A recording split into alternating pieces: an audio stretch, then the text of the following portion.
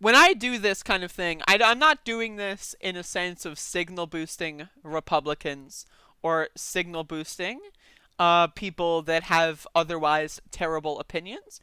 But in order to really understand what is going on in the world through a Marxist lens, you need to really analyze those that are entrenched in power.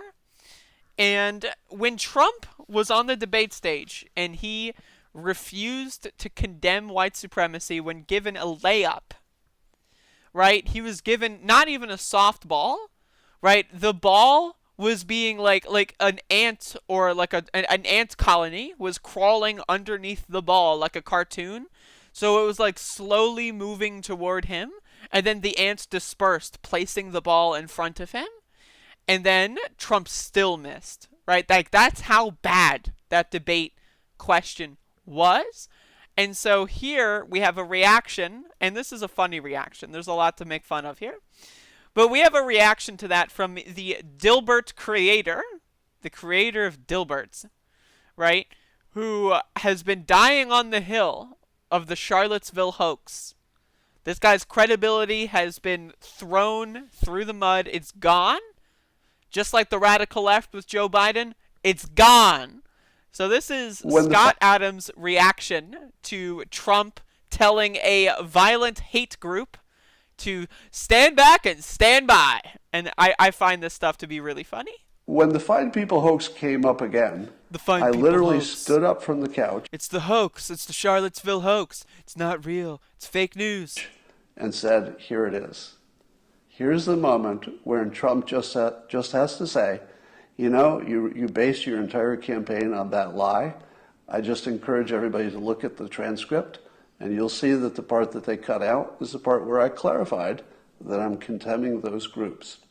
If he had said that... Now again, for those of you that don't know Scott Adams over the last couple of years, right? I see him pop up every once in a while. He says inane, absurd shit, okay?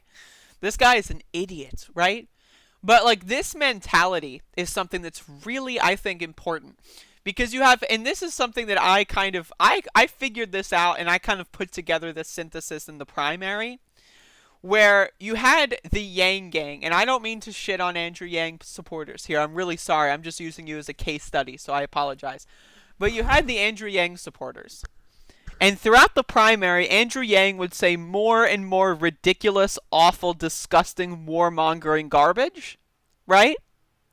Like, every few months, he'd drop a whole new, like, oh yeah, Israel should have absolute power over the region. Kind of, like, he would just, like, go full-fledged cringe.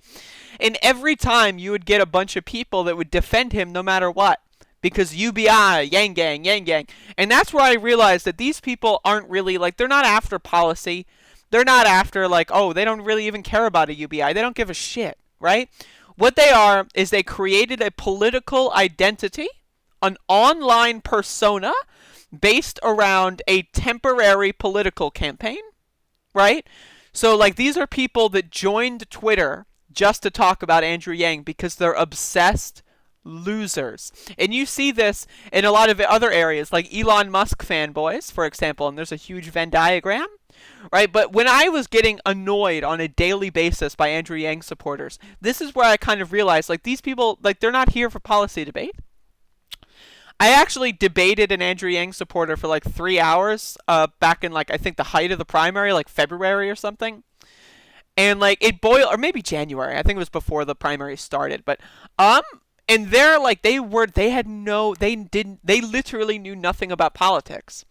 And the reason why I bring this up, and, like, the whole thing was, like, me just kind of telling them historical events of what happened in, like, you know, during the Obama administration, and going like, oh, I didn't know that. Oh, I didn't know that. Oh, that's cool. I didn't know that. And they seemed like a nice guy, right?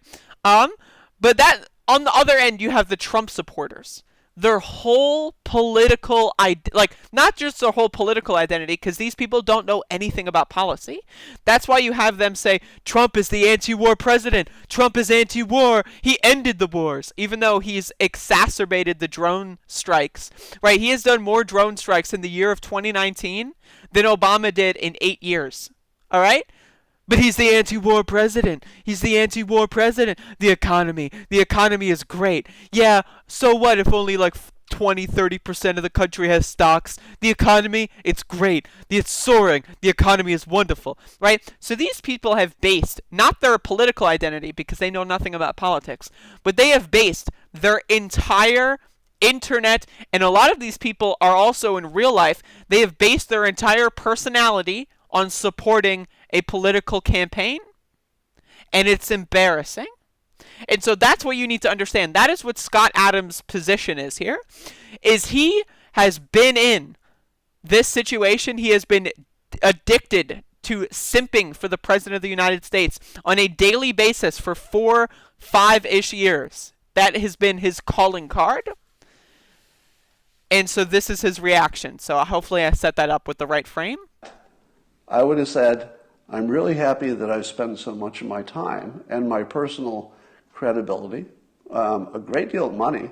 I would say that my personal... And again, look, he is saying he has spent his personal credibility, he has spent his money, because that's what it is for these people, right? Like, all of their friends are like, Trump 2020, Trump 2020. Like, you know when these people, these morons come into my stream chat, or when they post a comment on my YouTube channel, and it's like, Trump 2020, CAG, MAGA, TDS, TDS, TDS, like, these people do that in real life. Like, when they, like, they're calling their, like, fucking mom who's, like, sick with coronavirus, hey, mom, MAGA, MAGA, and then, like, the mom on the other side of the phone's like, Trump 2020, and they're both like, USA, USA, like, because these people are fucking cringy, like, they're losers, right? And again, I have been to a lot of these right-wing protests. I used to go to right-wing protests all the time when I lived in Washington, D.C., right? And that's all they are, is they just say, USA, they chant, and they just sing fucking national anthems, and it's cringe, and it's embarrassing. It is embarrassing, right? So when you've got people that are addicted to that, and they realize there's like a breaking point where they realize that they have spent the last 5 years of their lives simping for an idiot, it really, like, again, it breaks people. And again, I know, I'm just trying to watch this video, but again, it's just a great reaction. Personal credibility, a great deal of money. I would say that my personal financial situation is way worse, because of supporting the president. There's no question about that. And I thought, it's so obvious what you should say in this situation. And then he just didn't. And I thought to myself, I really feel abused, honestly. I was actually, I took it personally. That wasn't politics anymore. That was not politics anymore. That was me personally. And I feel like he screwed me personally. And then I had to sit there stewing in that. And then this white nationalist, or the white supremacist question comes up, and he botched it. It was a layup. It was free money sitting on the fucking table, and he left it there. And Again, and this is what I'm saying here. There have been some post-debate polls that are finally coming out. Biden has reached 50% in a lot of these polls. He has reached 51, 52, 53, 54%. I've seen Biden have. Trump is down into the 30s. I have seen him at 39% in a lot of national polls. Now, again, national polls aren't as important as swing state polls. I have seen Biden up 5-6 points in Pennsylvania. I have seen Biden up 10 points in Wisconsin. Right? In a lot of these swing state polls, right, Biden was trending upwards before the debate. And so the debate for Trump is awful. It is one of those moments where you've got a split again. You've got the people that are like, you know what? Yeah, damn right. Patriot Prayer, right? You know, Proud Boys, all these groups that are just killing people, right? Enacting violence across the country for years and years. That's great. I endorse them, right? That's fine, right? You got those people that are at least ideologically consistent. Now, they're consistently garbage, they're evil, and we need to oppose them at every step of the way, right? But then there's still, and again, I know, for people like us that follow politics every day, it's bizarre, right? But there's still these people that are like, oh yeah, whatever, I don't really follow. Because again, the Trump supporters usually aren't political. They don't follow politics. They just, oh, Trump's a, reality show guy. He's funny, he's witty, and I like when he says bullshit, right? Like, That's fine, whatever.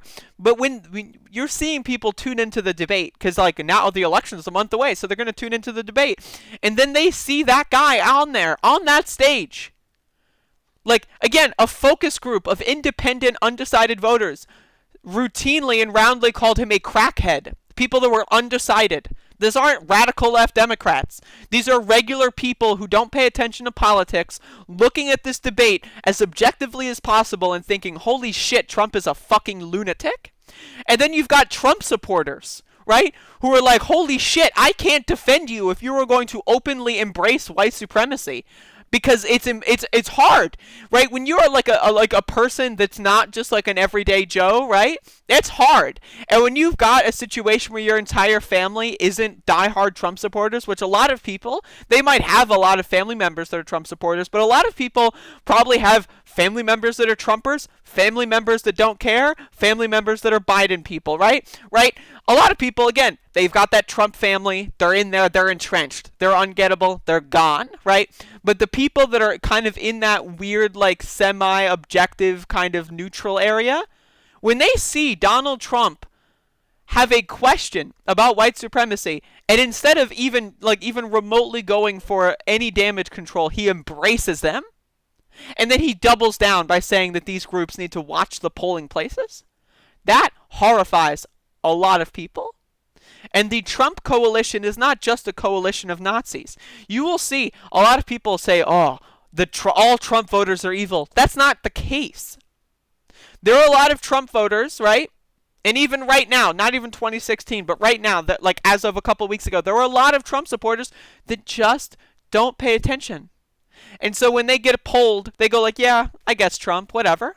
Because they don't really care. It's a default support for these people. And now they're actually tuning in and they're seeing what, like, on earth they've been supporting. And it's like basically kind of like looking into a mirror and seeing, is this how other people have seen me? People that I've talked to who know a little bit more about politics than I do, is this what I've been defending? And it's breaking a lot of people. The coalition for Donald Trump is falling apart. So let me finish this guy's little manifesto. And he left it there. And he left me on that table too. He left me just exposed. So he lost my vote. He lost my vote. Can he get it back? Yeah, all he'd have to do is fix that. I mean, how hard is it to fix it? Well, apparently it's pretty fucking hard for him because he's taken 3 years since Charlottesville and he hasn't fucking fixed it yet. Easiest fucking thing he could ever fix. I take it personally. Again, I'm not trying to signal boost this MAGA freakazoid, right? But I'm just trying to give you that context of how people feel when they dedicate a significant portion of their lives. Because Scott Adams, this guy looks pretty old, right? He's not going to get those 5 years back.